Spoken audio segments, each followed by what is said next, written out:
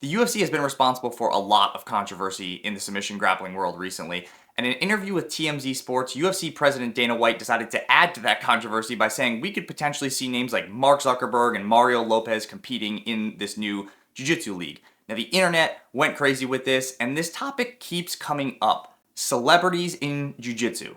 Guys, this is Sean with PDMA, and today we are going to talk about this concept of celebrities training Jiu-Jitsu. Now, this topic seems to come up every couple of months. It seems like there's something that happens that spurs this conversation on Reddit about this celebrity is training Jiu-Jitsu and they're legit, or this celebrity is training Jiu-Jitsu and they're not legit. And this time, like I mentioned, it was Dana White talking about the fact that in this new UFC BJJ league, we might see people like Mark Zuckerberg or Tom Hardy or Mario Lopez competing. Anybody could come and compete here in Jiu-Jitsu. And whenever this topic gets brought up, the internet, as they do, has to give their opinion on which celebrities are legit and which celebrities are not legit. So today, that's sort of what we're going to talk about. We're going to go over which celebrities are actually training Jiu-Jitsu, competing in Jiu-Jitsu, and training in Jiu-Jitsu in the way that the internet seems to like. And then we're going to go over the camp that is sort of, according to a lot of people, not actually training and might be actually being disrespectful to the sport. And before we really get into it, if you guys like topics like this and you guys want more news on submission grappling, please go ahead and click that subscribe button. That helps me out a ton.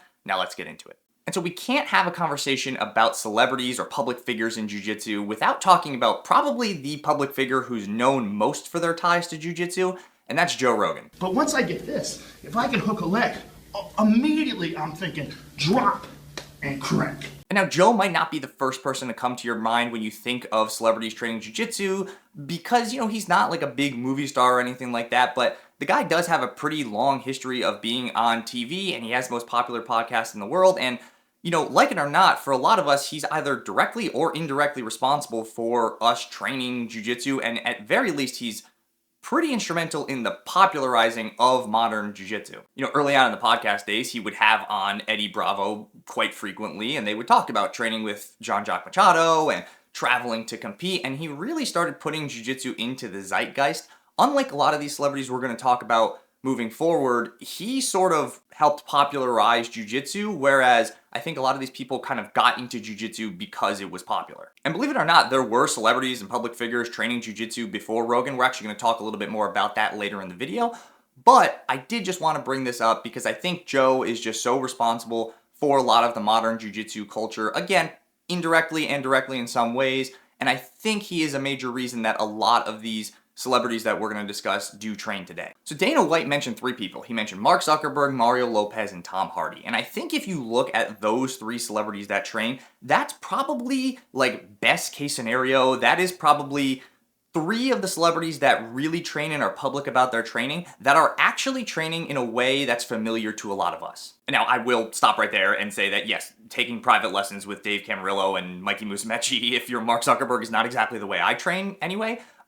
But Mark Zuckerberg put himself out there and entered a competition. I don't know if you guys saw that, but he kind of actually went undercover and took his mask off right before he was about to compete. And the guy he was about to compete against is like, is that Mark Zuckerberg?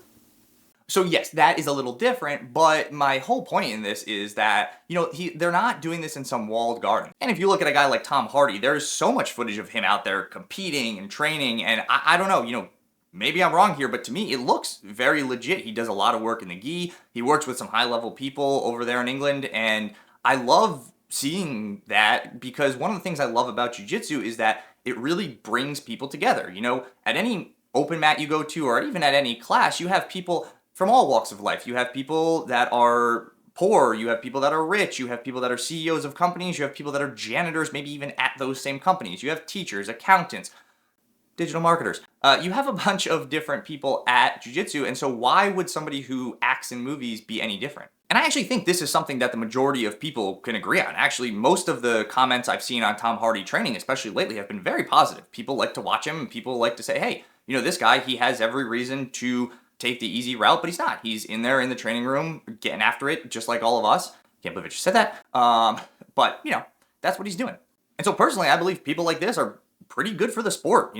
People are fans of Tom Hardy. People like watching his movies. People know who Mark Zuckerberg is. They remember Mario Lopez as AC Slater if you're, born in the 90s like I was. And you look at these people and you see them training jiu-jitsu and you see them training in a way, again, that I think a lot of us I hate to use this term, but approve of? You know, it's just something that's very familiar to us as people who train, and if you compete, as people who compete.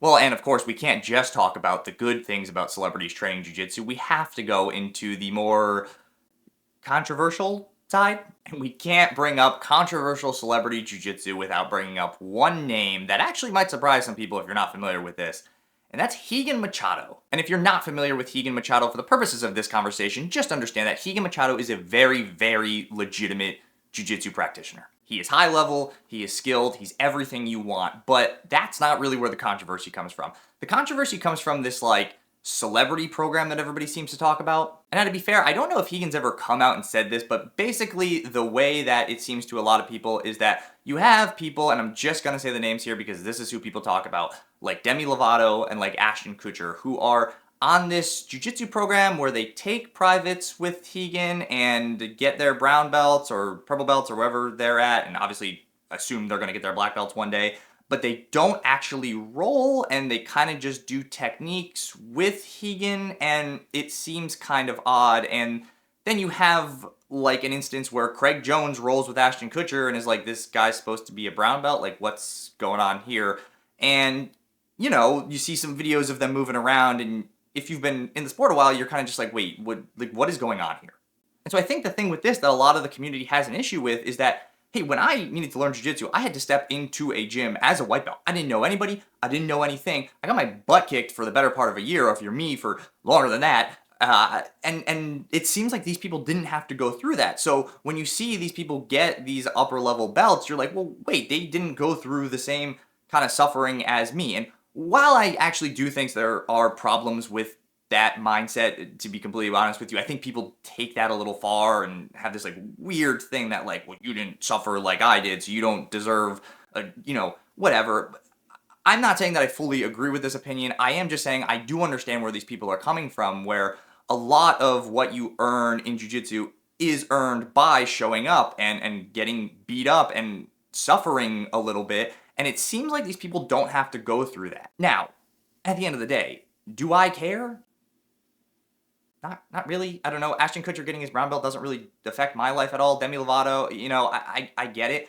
On the other hand, the argument can be made that, well, these people are also public figures that people are looking up to, and they see them training jiu-jitsu, and that's what they are going to think jiu-jitsu is, versus like we talked about with Mark Zuckerberg and Tom Hardy and Mario Lopez and guys like that, where they are actually a good thing that jiu-jitsu is now in the public eye with these other people, the Rigan Machado crew. I hate to say that because I don't want to imply that I'm disrespecting Rigan, because I really am a big fan of his, but it just seems like the people that are coming out of that camp are the ones that are the issues. And to be fair, not all of the issues are coming out of this Rigan camp. You have people like Gisele Bündchen, who is training with the Valenti brothers, and by some accounts got her purple belt in 2 years and hasn't competed, and it's not like you need to compete to get your belt or anything like that. But I think more the issue is if you see video of her training, you're like, well, she's a purple belt. And then there's also rumors, again, I have no way of confirming this, there's rumors that she isn't really training with other people. And so it is very odd to see people get these belts without having gone through a lot of those steps. Again, does it really affect my life? No, not really, but it is something that people are talking about. And I don't want to just sit here and harp on the negative, because in reality, it's not all negative. And I understand some people do have their opinions on these celebrities training, and a lot of that, could be for good reason, and those reasons might include like how it reflects on modern jiu-jitsu culture.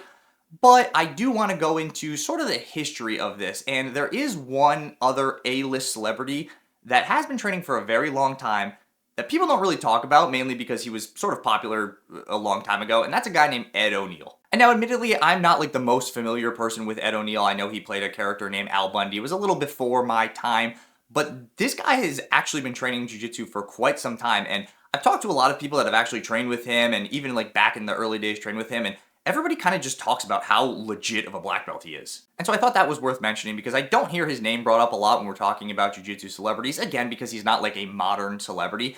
But if you look at a guy like that, people didn't really even know what jiu-jitsu was back when he was training and back when he was acting, but he was still in it and apparently pretty good. And while a lot of the conversation is around these A-list celebrities, you have to remember that there are other celebrities and public figures who train that maybe aren't just in the spotlight as much. And they're definitely not all actors. If you look at the music world, you have people like Maynard Keen from Tool, Buddy Nielsen from Census Fail, my friend Matt Halpern, who's one of the greatest drummers in the world. He plays for the band Periphery.